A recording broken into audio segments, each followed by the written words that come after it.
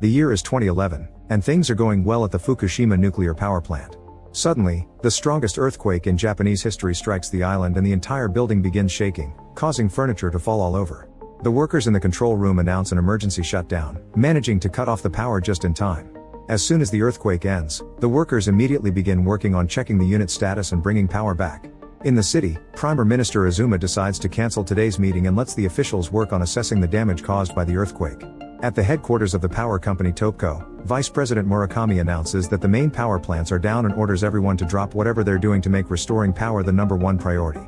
At the nuclear reactor buildings, employees are told to evacuate because of a tsunami warning. Led by Yoshida, they rush to the only isolated building, and on their way out, they notice how many people got hurt. In the control room, they discover that Unit 1 is losing pressure too fast as if it was overcooling, so they decide to close the valves per procedure.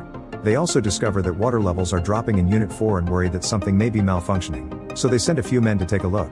In the evacuation shelter nearby, people are rushing in, but they sometimes have to stop moving when the area gives an occasional shake. Furu drops his family there before leaving to help with the power issues even if it's his free day.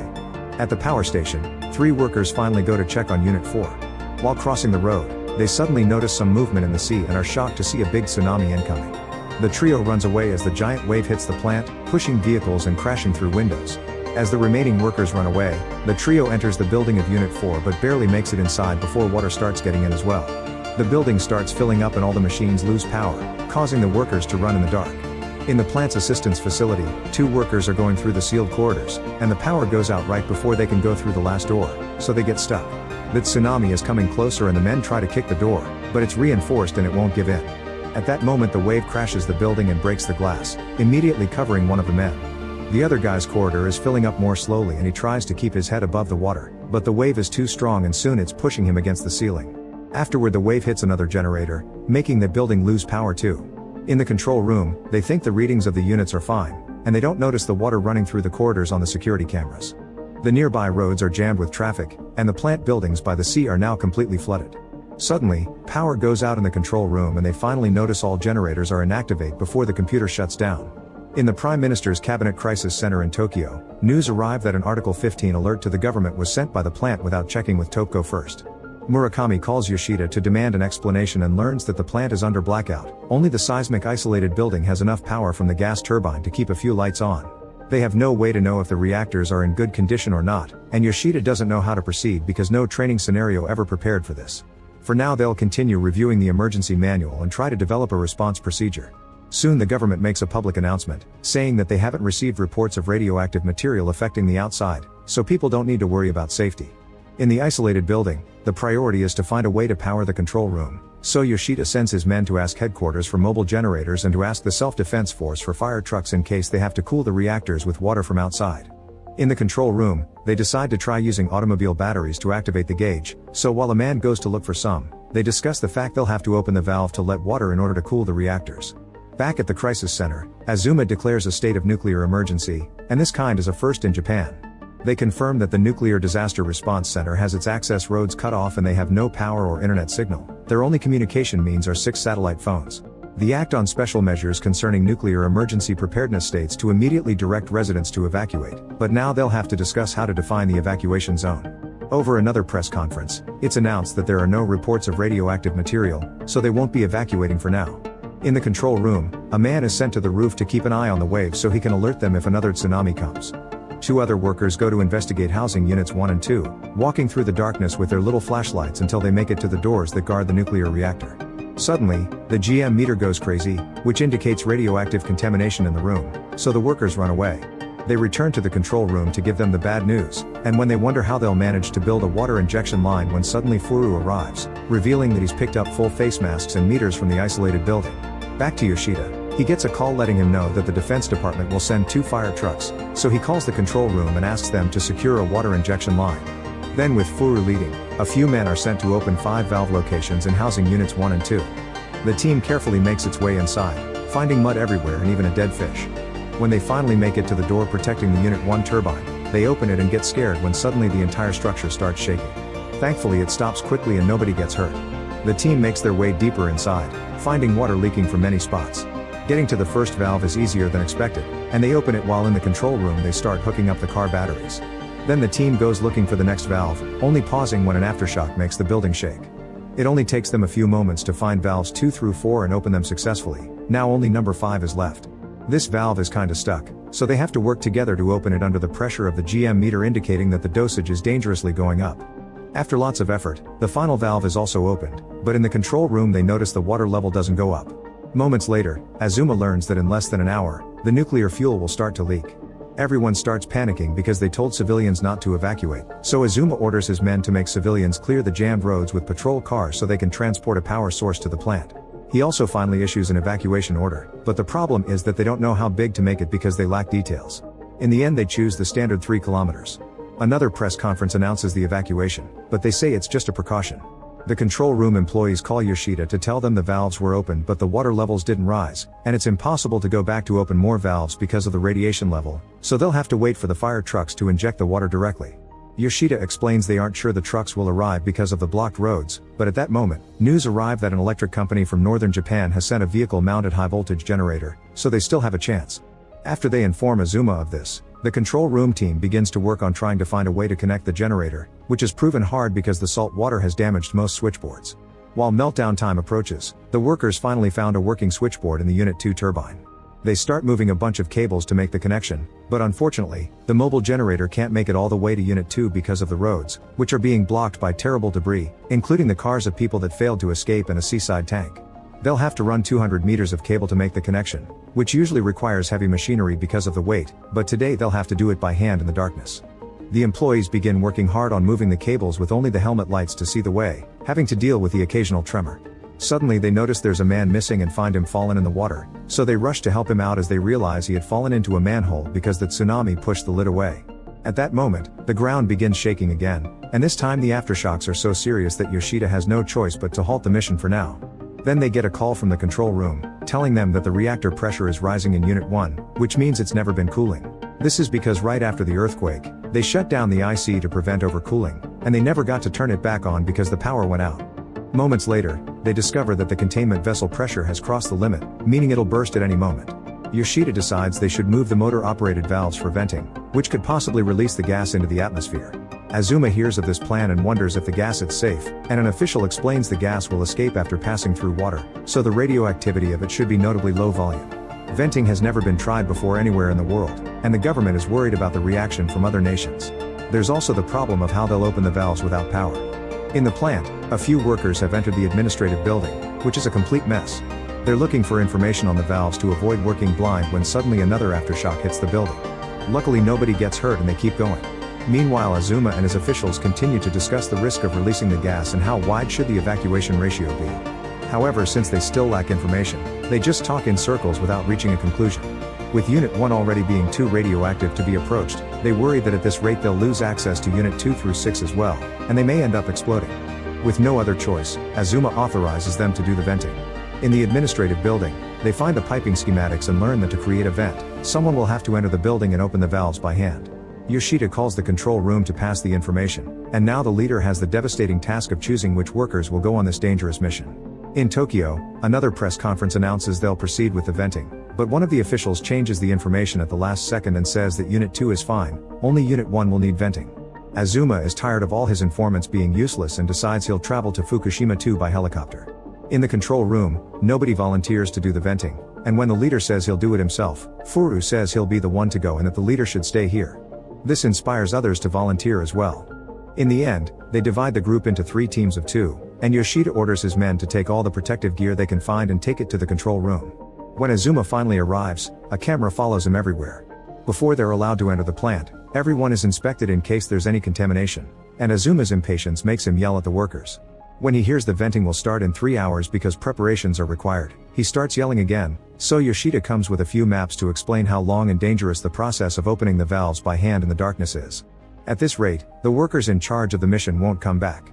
Azuma finally understands the issue and gives his approval before leaving in such a bad mood that he demands that the camera be turned off.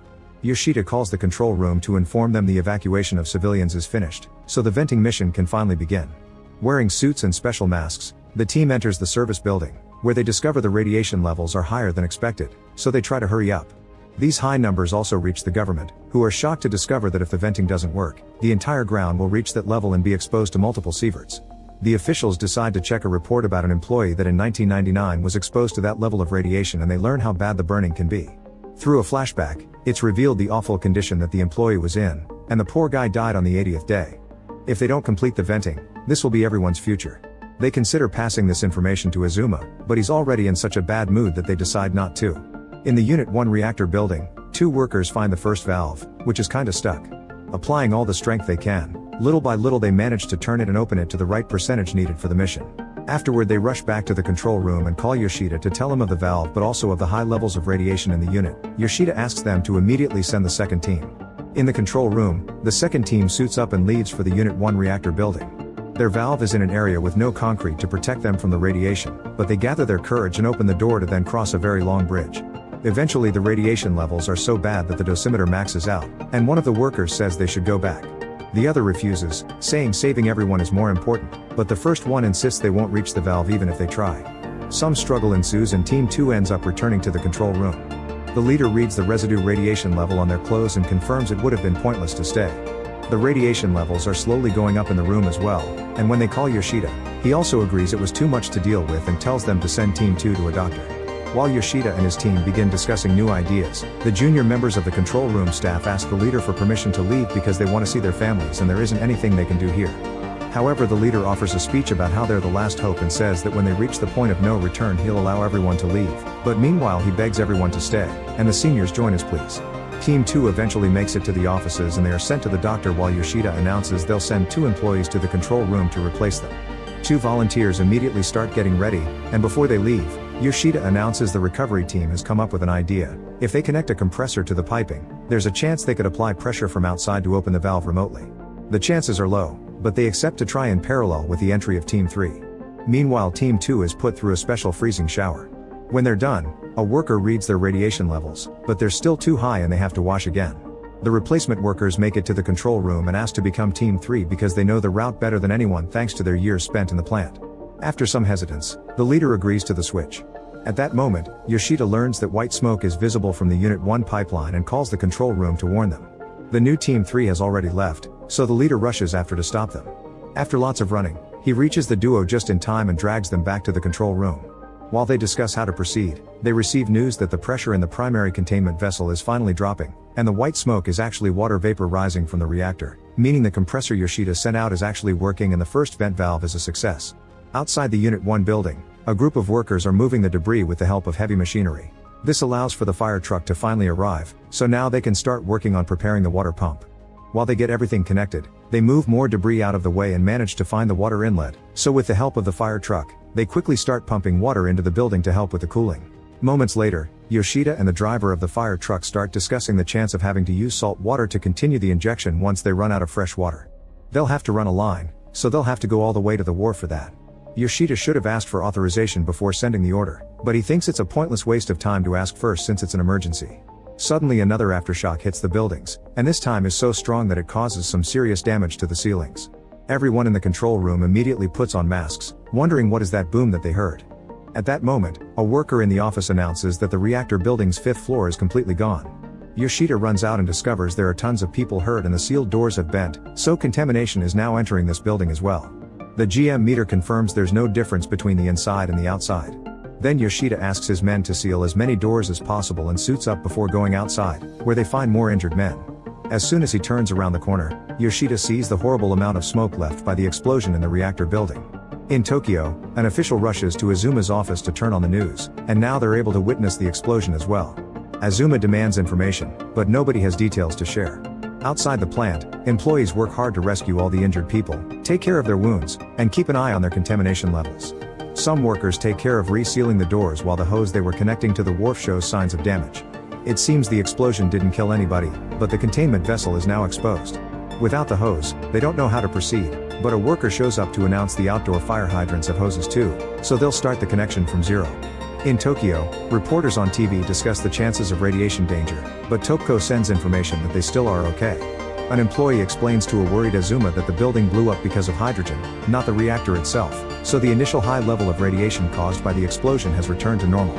At that moment Touhoku calls and informs Azuma's team that a power shortage will occur in the Tokyo area, so they would like to implement rolling blackouts. Outside the building, the workers use the GM meters to see what pieces of debris they can touch, which makes running the hose take too much time. Yoshida calls them and tells them about the backwash valve pit, which right now should still be flooded from the tsunami. It's closer than the wharf, so they'll throw the hose there instead. Moments later, Azuma receives news that the containment vessel pressure is rising again, and that's why the plant is planning to use salt water. Azuma worries that salt water may have impurities capable of triggering an explosion, but the discussion about the risks is interrupted by the arrival of Murakami, who wants to discuss the rolling blackouts. He explains that they must avoid a power peak or they won't have power to eventually restart each station, and the only way to avoid that is to split the Kanto area into 5 groups, implementing blackouts one by one. While they argue over the dangers of leaving hospitals and people on life support without power, an official calls Yoshida to tell him to stop the salt water plan, but Yoshida refuses. The other officials tell Touhoku to go ahead with the rolling blackouts, but if somebody dies, it'll be their responsibility. The news reached the Touhoku headquarters, and since they don't want to be charged with murder, they'll cut power to their high-demand clients to adjust. Then Touhoku calls the plant to stop the plan, and after a long argument, Yoshida has no choice but to suspend all salt water injection and move the hose to the little fresh water left. However, the workers are still pumping salt water because this was part of the plan. Yoshida had only been acting for Touhoku. After a few seconds of pumping, the water level rises and the mission works out. A few hours later, Azuma approves the use of salt water. However, no matter how many times they check the hose and the connection, it seems the water levels won't rise anymore, which means the water isn't getting inside. 2 workers are sent to find the problem, and when they come back, they report that there must be a leak somewhere because the pressure inside the reactor is rising. After a chat with Touhoku, it's decided they'll send people to try the valves again. A team goes to the Unit 2 suppression chamber and another aftershock shakes the bridge, but luckily is a light one and they can keep moving. They go deeper inside and are shocked to notice their shoes are melting, plus the GM meter suddenly starts going crazy, so they have no choice but to go back. Yoshida calls Touhoku to warn them of the possibility of a total meltdown, and he's given orders to do whatever it takes to find the valve in Unit 2. Yoshida checks the manuals and decides they'll try to use a bunch of car batteries to activate the valve. The batteries are sent to the control room, where they are connected together in one giant circuit. Then they connect them to the main computer, but unfortunately, the activation doesn't work. They'll have to look for more batteries to add more power. Meanwhile, additional fire trucks have arrived, but they'll have to clean lots of debris before they're able to run a hose. Yoshida notices that the pressure in the containment vessel is crossing the limit, so they need to hurry. An hour later, Yoshida reports to Touhoku that the batteries work and the valve in Unit 2 has been opened, so nuclear reactor pressure has begun dropping. Murakami orders Yoshida to resume operations, so Yoshida has no choice but to order the workers to resume injecting water instead of evacuating. This time, the water flows better, confirming it's entering the vessel properly. Near Unit 3, the workers hurry to clean the debris as soon as possible and the new fire trucks finally reach the area. Suddenly the building starts shaking and Yoshida runs to the window to confirm his bad feeling. Another explosion has destroyed Unit 3. The workers in the fire truck are alive and notice the radiation levels are going up incredibly fast, so they have to kick the door open to leave the vehicle. They go looking for the other truck and rescue more workers from where they hid under it. Many of them are injured, but luckily nobody is dead. The truck won't start, so they abandon it and run back to the offices. On their way back, they find many other workers with deadly injuries telling them not to worry about them, but the group ignores their warnings and helps them come along anyway. The second explosion also appears on the news and starts to deeply worry the population. In the office, Yoshida receives an update saying that Unit 4's temperature is rising, so the explosion must have caused a leak. The water level in Unit 2 is also starting to drop, so they only have 5 hours before the fuel rods are exposed again. In Tokyo, Azuma realizes they'll have to rise the disaster level to 7, which is the first time since Chernobyl.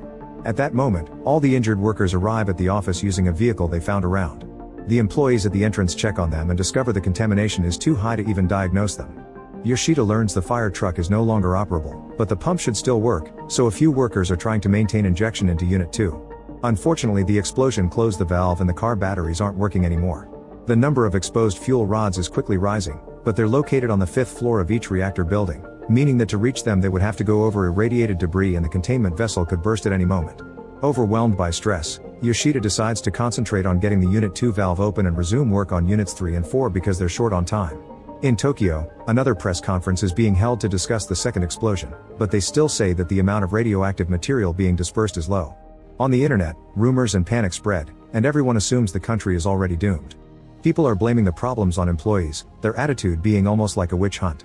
Hosts on TV are spreading similar messages, which hurts the relatives of the employees. Moments later, the Unit 2 valve still hasn't been opened.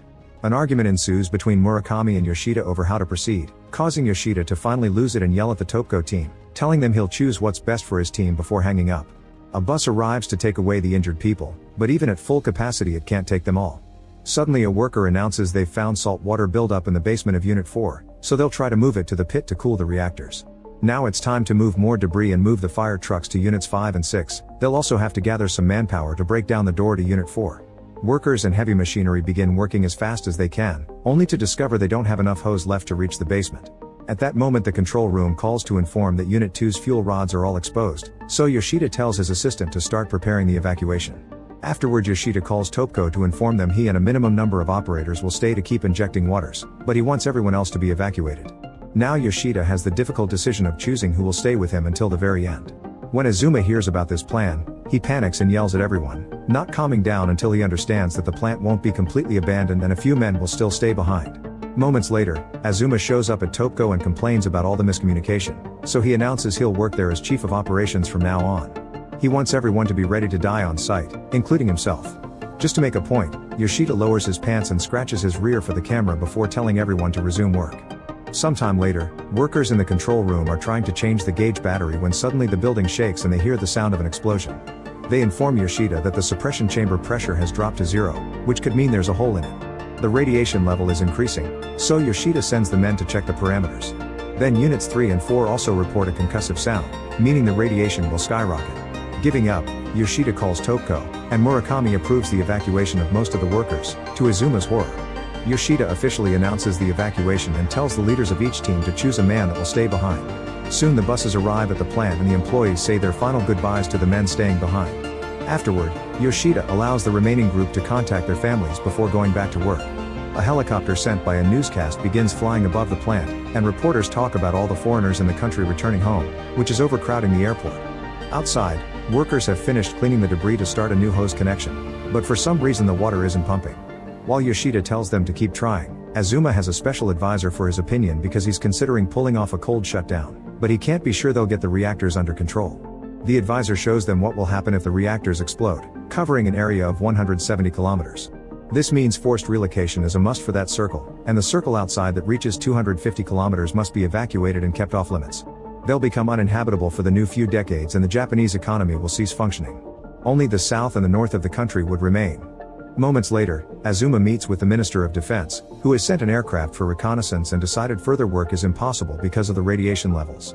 Azuma insists that pumping water from the sky is their only solution, but the minister is worried about another hydrogen explosion.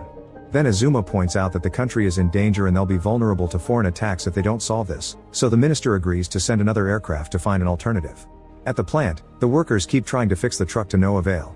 Yoshida calls an expert to ask for tips, only to be told it's a complicated procedure that couldn't be done by only 4 people in the dark. The expert offers to come over to fix it himself, but Yoshida can't allow a sacrifice like that and hangs up after thanking him. Moments later, white smoke is seen coming out from Unit 4, apparently the pool water has begun evaporating. Meanwhile Azuma is speaking to the President of the US, who had sent a message to all the Americans in Japan, asking them to come back. Azuma begs for the President to stop causing more panic, but the President asks in return for the disclosure of all information regarding the plant, and for the American nuclear experts to be allowed to sit in Azuma's policy meetings. None of the officials like it, but Azuma thinks it's a priority to stop the Americans from leaving. Moments later, the volume of white smoke begins to decrease, which is a bad sign because it means the pool water has bottomed out. Yoshida checks with the workers by the truck, but the hose still doesn't work. When they are about to lose all hope, the expert shows up at the plant, explaining he's willing to take the risk if it means saving his family, which lives in the area. In the meantime, military aircrafts are getting ready a new kind of material that will allow them to block the radiation at certain distances, so the Minister of Defense confirms to Azuma that he'll help. At the plant, Yoshida wants to find a way to get water to the 5th floor of the reactor building. At that moment he gets a message from Touhoku, explaining that construction companies are offering their mobile pumps to help, and they immediately arrange the delivery. The army soldiers are making a plan to sprinkle the water, and caution is given about the westerly winds in the area. When the aircrafts finally arrive, they fly carefully by keeping an eye on the radiation levels, and the first water dump is a success. The second dump soon follows, and the army leaves as soon as they're done. Next, the expert fixes the fire truck and workers begin moving the mobile pumps, allowing them to spread water all over the units. An hour later, they confirm they've injected nearly 100 tons of water. While the team celebrate, another aftershock hits the building, but thankfully everything is fine. Azuma calls the American president with the good news, but the president still refuses to cancel the call for evacuation. For the following days, the administration endures bashing from the media, accusing them of hiding the truth and having lost the alliance with the USA. However, American and Japanese cooperation accelerates from that day forward, and the USA sends a fleet of naval vessels to provide support, including nuclear experts and lots of equipment. The plant keeps injecting water non-stop with the help of many great people. Soon a team of 200 comes together at Touhoku's headquarters and forms a system capable of organized response. After lots of hard work, power finally returns to the control room and the reactors stabilize, allowing that team to finally leave the building. To this day, they still aren't sure why the reactors stabilized so easily after losing control. Days later, it's confirmed only 2 people have died in the incident, and the bodies are sent to the families for a proper funeral. However, their co-workers can't attend because they still are working non-stop on cooling the units. All this began on March 11th, and by April they're still there. The power plant is being dismantled, which requires as many years or even more than it took to build it. 6 years later in 2017, there still is a high volume of unused nuclear fuel remaining in the reactors, and no human can approach it. Numbers indicate that the levels are even higher than in Hiroshima. By 2019, they finally learned that they could move the most dangerous debris, but they don't know where to store it. They don't know how long it'll take to decommission the reactors either, and the residents that used to live in the area have already abandoned their dwellings. Thousands of houses are left empty, domestic livestock lost their owners and all perished, but wild animals seem livelier than ever because they're reclaiming their habitat. After the incident, cancer took Yoshida's body, most probably because of radiation poisoning, although Yoshida thinks it was his smoking. He's also put under investigation by a committee, but what matters the most to Yoshida is to pass this story to future generations. In 2013, Yoshida dies at the age of 58 and his story is published under the title The Yoshida Testimony. Now in 2023, the aftermath of the incident is still unresolved and the work of decommissioning continues to this day. Make sure to subscribe and turn on notifications so you can watch more videos like this. Thanks for watching.